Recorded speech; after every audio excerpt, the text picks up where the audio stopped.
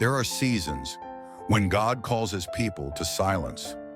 Not the silence of despair, not the silence of defeat, but the silence of focus, the silence of faith. Like the prophet Habakkuk declared, "I will stand on my watch. I will set myself on the tower, and I will watch to see what he will say to me." Habakkuk knew silence is not emptiness. Silence is expectancy. Remember Joshua? Before Jericho fell, he first waited in God's presence. He met the captain of the Lord's host, and there a divine strategy was born. Then for 6 days the army marched in silence. No shout, no sound, no sword drawn. Only the firm footsteps of faith and the presence of God going before them.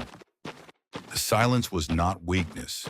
The silence was strategy. And at the appointed time, the silence broke, and the wall fell flat. Even our Lord Jesus kept silence before Pilate. Though accused falsely, he did not defend himself. Pilate asked, "Will you not answer?" But Jesus remained silent, for if he had spoken, he might have been set free. But then the cross would never be carried. Salvation never won. Silence in that moment fulfilled God's plan of victory. And so I realize sometimes silence is not weakness, but the very sound of power and victory. The oath of silence is this vow to shut out the noise of men and to speak only to God in prayers.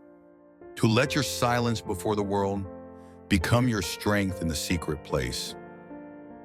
And when you have waited in silence and gained his strength, then you rise with his authority and you speak. You speak to your mountain. You speak to your problem. And just as the walls of Jericho fell, your situation will fall. In silence, our battles are prepared. In silence, faith is sharpened. In silence, God readies his people for a shout of victory. Will you take the oath of silence?